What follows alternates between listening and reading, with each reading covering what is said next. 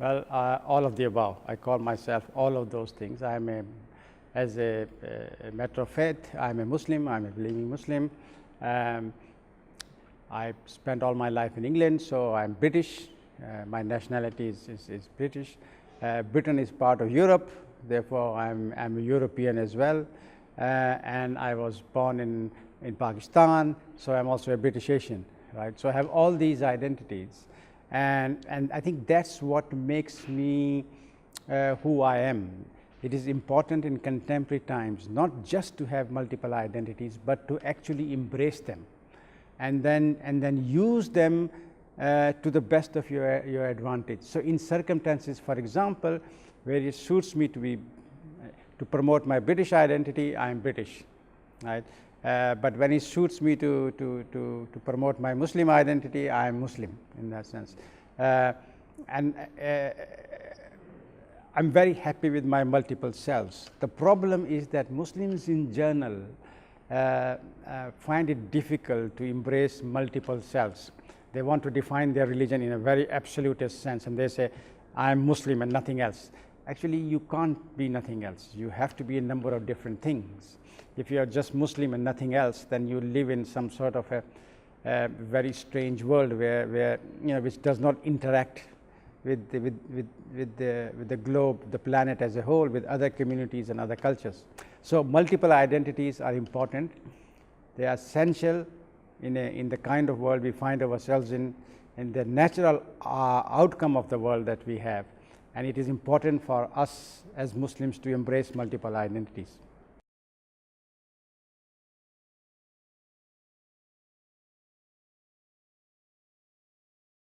Well, again, the answer to the question is all of the above, of course. I'm a modernist in the sense that I'm a product of modernity. I live in modern times, in as much as these are modern times, although we can debate that, and I would argue these are not all that modern times, but let us assume these are modern times. And just because I am alive during this period, I'm a modernist.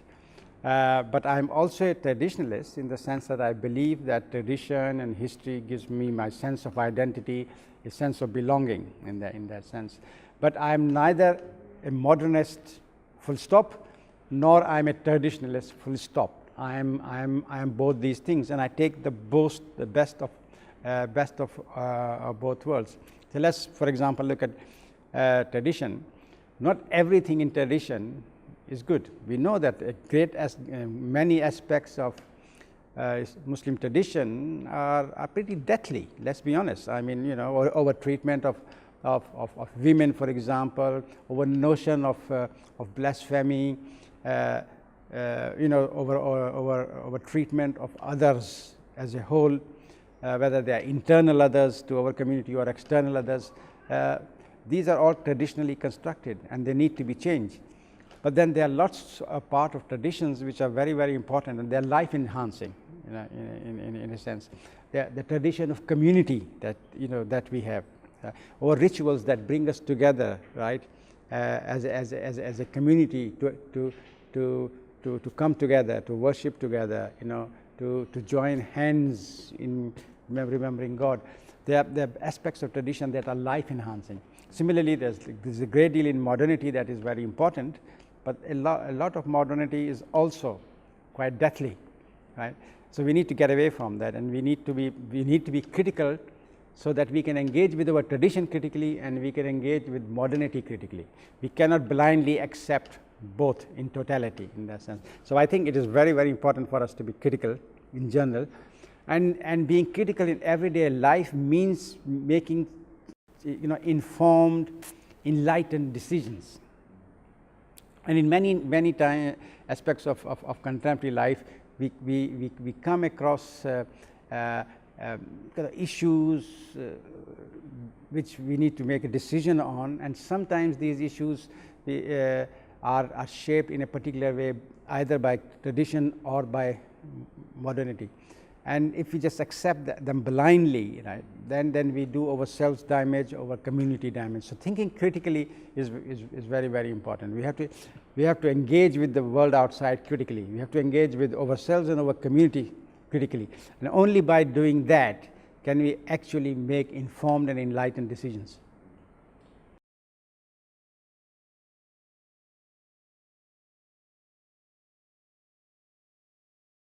You see, we have a tendency to reduce everything, right? I mean, even if you look at some Islamic concepts, you take for example, the concept of ijma, which meant community consensus of the community. So when the Prophet wanted the ijma, he went to the mosque. He would talk to everybody involved in the mosque, right? This Muslim community was small, and you know, but the whole community was involved in creating the ijma. Then we reduced the ijma just to the ijma of the ulama, you see. But the whole word alim meant all those who were learned. So they could be scientists, they could be artists, they could be musicians, they could be religious scholars, you know, all those who had knowledge of a certain level of certain things, whether they were disciplines or crafts or arts or what have you.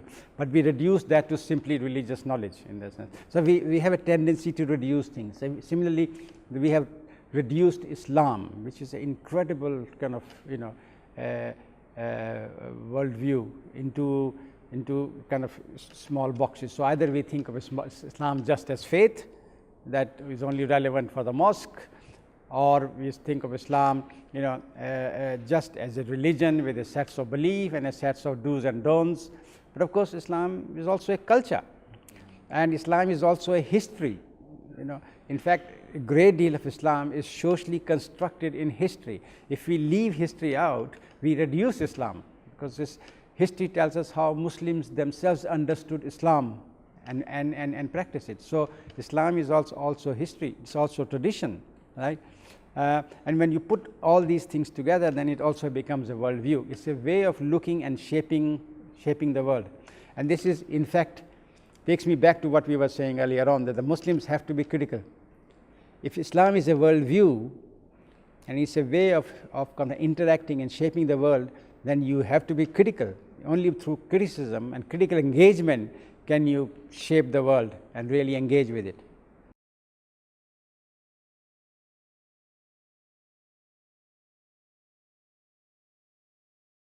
Yeah, well, this is a very interesting question. You remember I was saying that we have a tendency to reduce everything. Why do we want to do that? Because by reducing complex things, we make them simple. We try to bring in certainty where there is no certainty. You know, and in a world where uncertainty is the dominant theme in contemporary times, we are seeking certainty, right? And the young people are seeking certainty as well. So a very reduced fundamentalist notion of Islam that reduces Islam simply to rituals and some kind of a fanatical set of beliefs, a list of do's and don'ts, is very attractive to those who seek certainty. And young people who, because they are young by definition, they are going through turbulent times, they are thinking, you know, who they are. I mean, what I am and what I am doing here is a question that really emerges once you begin to gain consciousness and you start looking at the world in, you know, one way or the other. So when you're 17, 18, 19, 20, that is the time when you ask these fundamental questions. Who am I? What am I doing here? Why am I Muslim? Right? And that time you want certain answers. You don't want you don't want kind of you know, answers with lots of uncertainty attached, or answers that are kind of fuzzy and long. You want definite answers, right? And kind of the Islamic State kind of variety of Islam gives you definite dogmatic Islam, you know, dogmatic answers. You do this right, because dogma tells you to do this, full stop. And that sort of thing is very attractive. And also, don't forget, the Islamic State is like a gang, right? It's like a criminal gang. And young people like to join gangs. And it is the coolest and hippest gang on the planet, because it has acquired such an incredible, reputation for brutality, but also for its extension and its reach in that sense. So quite a lot of young people find it very, very attractive. And it's also a product of a contemporary times where people can engage with kind of traditionalist notion of Islam in a very blind way, because through internet, through social media, they just told what to do because that's what God says, right? And they don't have the ability to question that. And if God says that, or if the Prophet said that, then it must be true, you see, in that sense. So I think the kind of attraction that the Islamic State provides for young Muslims is a very modern phenomena. It's a phenomena, a product of uncertainty, a product of anger, of what is going on in the world with so much injustice and so much inequality around. And young people who are really passionate about these things, they are disturbed by the inequality, they are disturbed by the injustice. They want to do something and they want definite answers, and the Islamic State gives them a definite answer.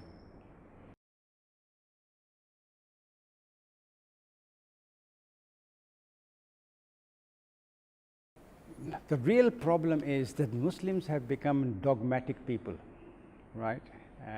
If there is a problem, they seek the solutions to that problem through dogmatic means, not by critically engaging with the world. You see, so now, if we think about science in Muslim societies, one of the most conspicuous thing is that science is totally and utterly missing from Muslim societies. Where you find scientific institutions, they are basically borrowed from the West. We have not generated science of our own. Why? Because we don't see science as a problem-solving enterprise. So when we actually want to engage with science, all we want science to do is to enhance our dogma, right? So it's a very dogmatic way of approaching it. That's why quite a few people just want science to prove the existence of God. Not just to prove the existence of God, but to prove that Islam is superior. Yeah, this is why we have all that, the Ijaz literature, the literature which says that you can find electricity in the Quran, you can find relativity in the Quran, you can find physics in the Quran, you can find all science that you want in the Quran. But in fact, Quran is not a book of science, it is a book of guidance. And what it tells you is to actually think critically and engage with the world, read the signs of nature, which simply means engage in science. That's what reading the signs of nature means. Discover the laws of nature. So our sacred text is trying to encourage us to do science, to encourage us to experiment. Yeah. But what we are actually doing, we are doing the totally opposite, right? We are engaging, we are promoting dogma. We are even when we want to do science, all we want science to do is to prove our dogma, some of which is quite ridiculous and obscurantist in that sense, right? So we really do need to bring Muslim societies back to science, and science requires rolling your sleeves, doing experiments, doing empirical work, looking at science as a problem-solving enterprise, something that is relevant to society. And unless you do that, right, you're always going to be kind of irrelevant to the modern world. And because we haven't done any science, because we have not paid much attention, serious attention to doing science, or in fact science education, we find that we have made very little contribution to the modern world. And for Muslims to discover their respect, I think, for Muslims to kind of make their mark in contemporary history, it is essential for them to get back to science. And I mean real nitty-gritty science that requires hard work, serious educational expenditure in education, in laboratories, in experimental work, in empirical work, and theoretical work.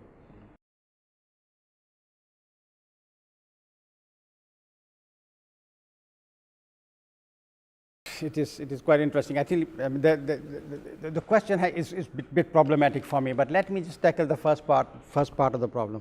We were talking about early modernity and tradition, and I was saying that there are lots of problems with modernity. One of the problems with modernity is that modernity, by definition, looks at tradition as inferior.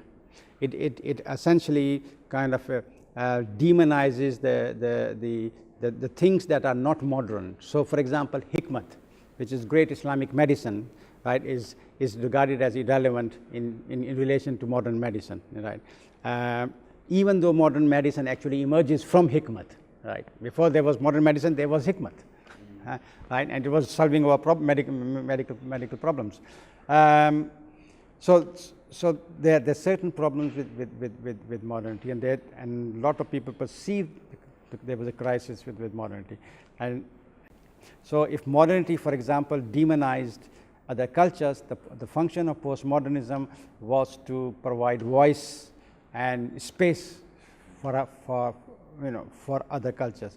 If modernity was presenting the Western culture as the kind of dominant mode of kind of doing everything, living, being, and knowing, whatever, then the function of postmodernism was to open up the space and say, no, other cultures also have their truth. So postmodernism began as a critique of modernity, but it became problematic for people like me, because one of the basic assumptions of postmodernism was that all truth is relative, that the so-called grand narratives, that is, all those things that give meaning and purpose to our life, like religion, history, tradition, science, reason, they are all irrelevant. That grand narratives provide no meaning in that sense, which also means that Islam has no meaning. So how can a Muslim who is a believer in Islam then be a total postmodernist, in the sense that how can he negate his own belief system in which he believes in that sense? So postmodernism was also a problem. And what has actually happened is that postmodernism has itself become an instrument of power and control, just as modernity was. So in fact, I have a book called Postmodernism, and the subtitle of the book is The New Imperialism of Western Culture. In a sense, postmodernism is also a product of the West, and in the end it has become an arch ideology itself. So to the second part of your question, I don't think that Islam and postmodernism is the dominant discourse now. It was in the 1980s and 1990s and maybe early 2000s, but I think postmodernism is quite irrelevant. Things have moved on to a totally different discourse. For one thing, all the grand narratives that postmodernism dismissed have come back in a big way. Religion is back, right? Science is back, ideology is back, so all the so-called grand narratives that are supposed to have disappeared are actually with us, ever present. But certain aspects of postmodernity are still valid, that we need to embrace the other, that we should provide space and voice to marginalized cultures, that we should try and bring those who are in the periphery to the center. So these are kind of valid values that had relevant before postmodernism, and they will continue to have relevance after postmodernism. But we have to acknowledge that postmodernism brought them to the fore and made them important.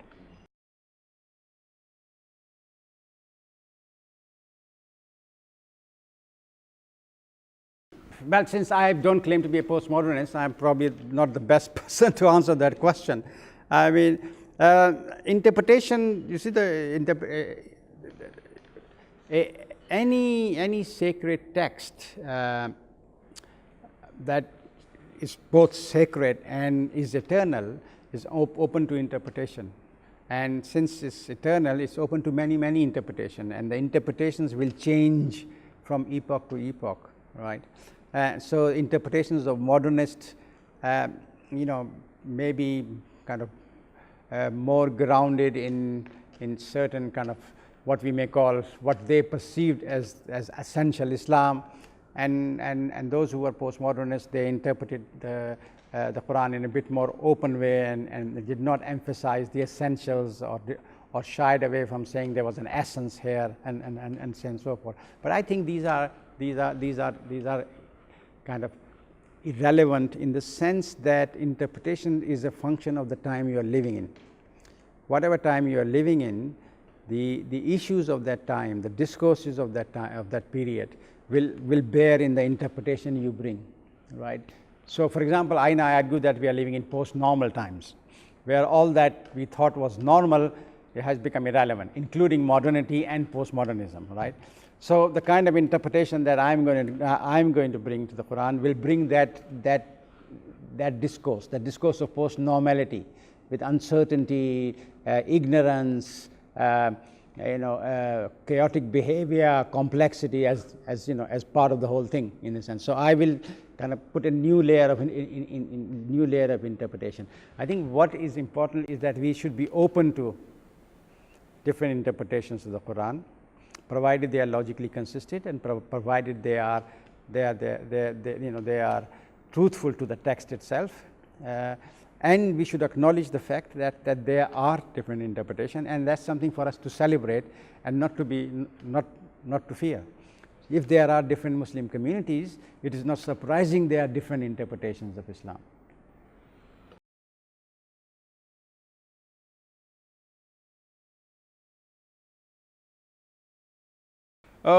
Partly yes and partly no. I think quite a lot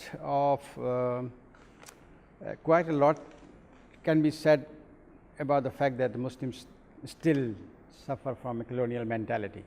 I mean, our educational systems are basically imported education systems. Our laws, say for example, the laws in Pakistan are essentially imported British laws. The laws, they are basically colonial laws.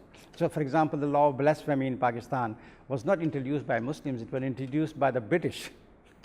It's a British law, right? That kind of has now basically been re-invoked by Pakistan, and it's actually holding all of Pakistan hostage. In a sense, one of the curses of Pakistan is the law of blasphemy that is causing so much friction, violence, inter-ethnic violence, and so on and so forth. It's essentially a very much colonial law. I mean, in university departments, if you go down to, say for example, I was in Kuala Lumpur, you go to University of Malaya, and there's a thriving department of anthropology. But anthropology is a subject whose function was to actually control and manage the colonial subject. So why is anthropology being taught in Malaysia, which is a classical case of a colonial encounter, where the whole myth of the lazy native was actually developed in that sense. Now the anthropologists will tell you, oh no, we have to change and transform. There's critical anthropology, there's postmodern anthropology, there is this and there's that. But the truth is, anthropology essentially as a discipline is deeply implicated in colonialism, right? So why are we kind of spending so much time teaching people anthropology in that? So there are various aspects of colonial mentality that are totally intact within Muslim societies, right? And we need to question them. But at the same time, I have to say that they are being questioned, right? There are many young scholars and thinkers who are raising questions of colonial mentality, who are saying, how are we going to genuinely, all this, for example, the post-colonial studies. We had a whole generation of young Muslims who did post-colonial studies, who have now realized that post-colonial studies has not actually liberated them from anything, right? It's just a discourse that just goes round and round. Then you need something else. In a sense. So there is an awareness, and there are experimentations, and of course when you do experiments you succeed as well as you fail, right? So there's a long way to go, And I would argue that slowly but surely we are kind of removing the colonial spectacles from our eyes and seeing the world from our own kind of authentic self. But this is a long journey.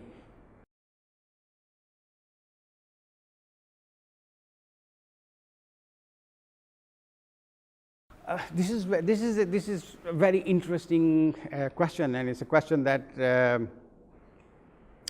kind of we've been debating for the last 2 or 3 years, especially here in Sarajevo, where we had a number of workshops. I think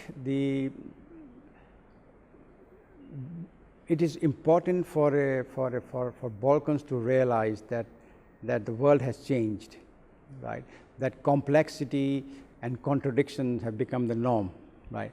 And the things, I mean, if you look at the Balkan society, the contradictions here are very, very deep, and some of these contradictions kind of manifest themselves either as ethnic conflicts or the fear of the other, or the contradictions of the way, for example, Bosnia-Herzegovina has 3 different governments, working together and becoming almost impossible for the whole for governance to function, because it is so complicated and so contradictory. The things with contradiction is that they cannot be resolved; they can only be transcended.